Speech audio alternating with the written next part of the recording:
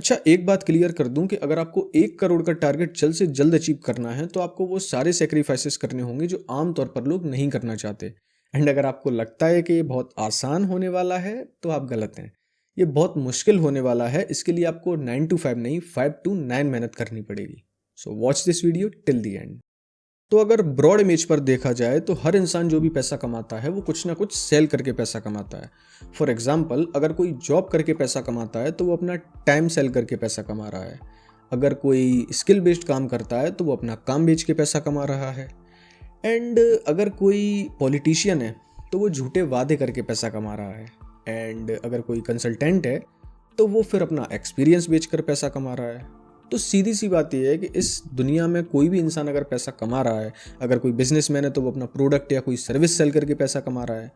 तो जितने भी जो इंसान हैं वो कुछ ना कुछ सेल करके ही पैसा कमा रहे हैं। लेकिन आज हम सिर्फ 2 कैटेगरी के बारे में बात करने वाले हैं, जॉब और स्किल। बाकी सबको साइड हटा दो। अब सबसे पहले ये ग्राफ को देखो। ये स्टार्टिंग में तो काफ़ी तेज़ी से बढ़ रहा है, लेकिन एक टाइम के बाद ये पूरा फ्लैट हो जाता है।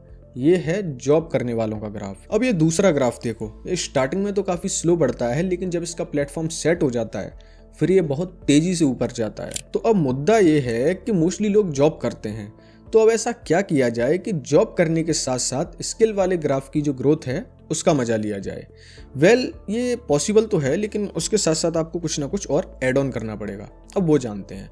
अगर आप जॉब के साथ कोई स्किल ऐड करते हो या कोई बिजनेस ऐड करते हो तो उसका ग्राफ कुछ ऐसा दिखाई देता है। अब पहले जॉब प्लस स्किल के बारे में बात कर लेते हैं। अब देखो, जॉब तो आप कर ही रहे हो, अब उसमें अगर आप स्किल ऐड करोगे तो उसको सीखने के लिए आपको काफ़ी ज़्यादा मेहनत करनी पड़ेगी। वो मैंने बताया था ना आपको, 9 to 5 नहीं 5 to 9 मेहनत करनी पड़ेगी।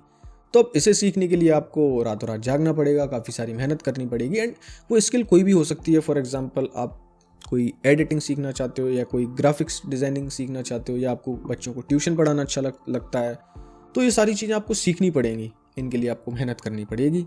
एंड अगर आप और कोई बिजनेस करना चाहते हो, फॉर एग्जांपल आप कोई भी बिजनेस करना चाहते हो, पत्तल धोने का बिजनेस करना चाहते हो यार, या कोई लाइट का बिजनेस करना चाहते हो, कोई भी आप प्रोडक्ट सेल करना चाहते हो, तो उसके लिए आपको एक टीम चाहिए, आपको टाइम देना होगा। लेकिन अब फिर भी कहीं ना कहीं एक्सपीरियंस की नीड होती है, तो आपको ऐसे लोगों के पास भी जाना होगा जिनको बिजनेस का एक्सपीरियंस है। तो बिजनेस में भी एक तरीके से आपको काफ़ी ज़्यादा मेहनत करनी पड़ेगी। एक्चुअली स्किल में फिर भी कम होगी, लेकिन जब आप बिजनेस अगर ऐड करना चाहोगे तो वो बहुत ज़्यादा टाइम कंज्यूमिंग है एंड काफ़ी ज़्यादा मेहनत करनी पड़ेगी, प्लस आपको उसमें पैसा भी ज़्यादा डालना पड़ेगा। लेकिन क्या इसका बीच का कोई रास्ता ऐसा निकल सकता है जिसमें जॉब भी करते रहो, ज़्यादा टाइम भी ना जाए और आप उस ग्रोथ का मज़ा भी ले पाओ? ऐसा तरीका है।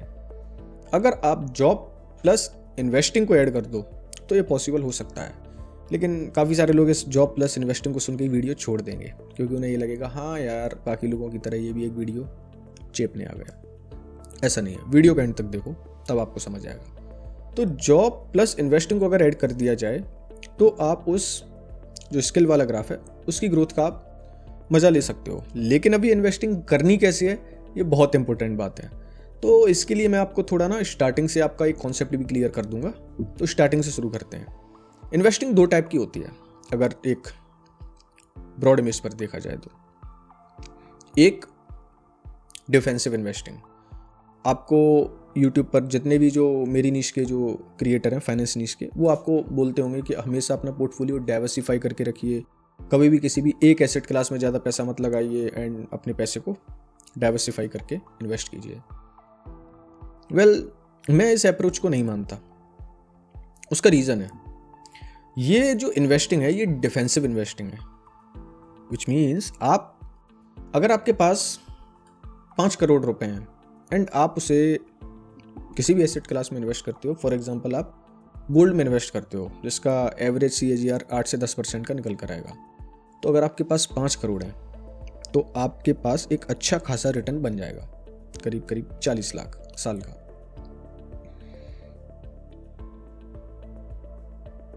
हम्म 40 लाख साल का, जो एक अच्छा अमाउंट लग रहा है।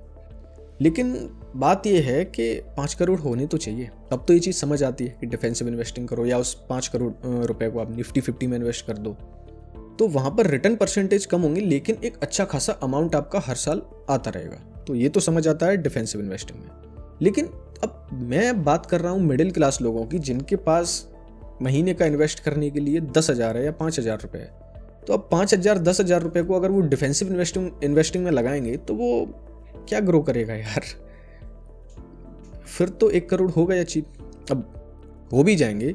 अब वो जाके 60 साल पे हो भी गए 1 करोड़, तो फिर 60 साल पे 1 करोड़ मतलब ये वो वाली बात नहीं हो गई कि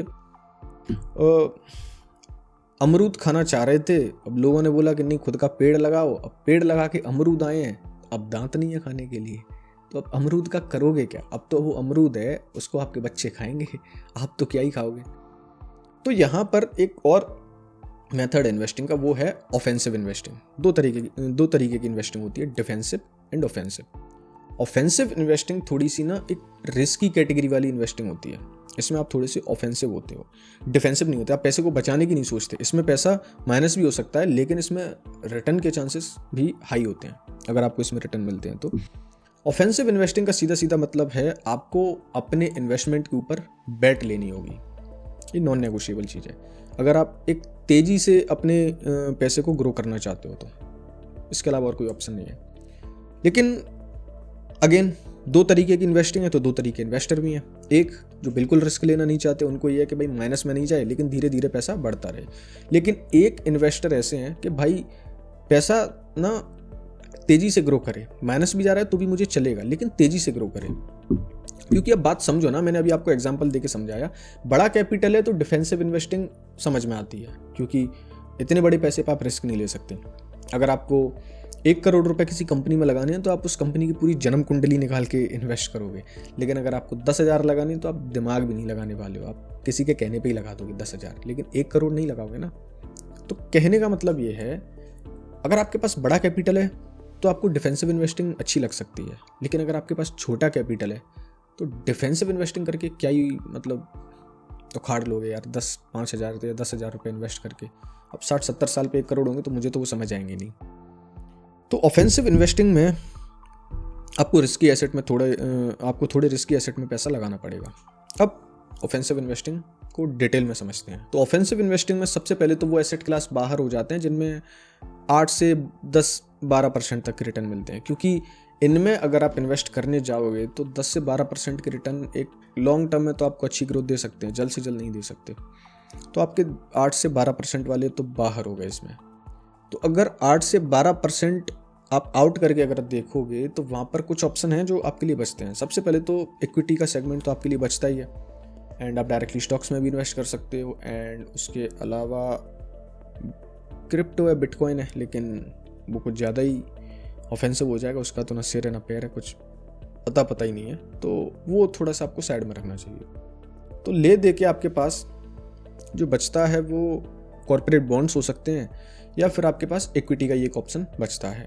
तो इक्विटी का ऑप्शन अगर आप उसमें इन्वेस्ट करना जाओगे तो निफ्टी 50 तो आउट हो जाएगा, क्योंकि वो तो आपको 10 से 12% की रिटर्न देने वाला है। तो ये डिफेंसिव इन्वेस्टिंग है। एंड मोस्टली जो बड़े बड़े इन्वेस्टर्स हैं वो निफ्टी 50 को ज़्यादा प्रेफर करते हैं, क्योंकि एक स्टेबल रिटर्न देता रहता है, मार्केट धीरे धीरे बढ़ता रहता है, आपका पैसा भी धीरे धीरे बढ़ता रहता है। तो ये डिफेंसिव इन्वेस्टिंग है।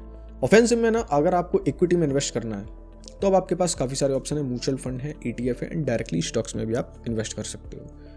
तो पहले म्यूचुअल फंड की बात कर लेते हैं। म्यूचुअल फंड एंड ETF तो सिमिलर से ही है, थोड़ा बहुत अंतर है उनमें, वो आप पहले से ही जानते हो।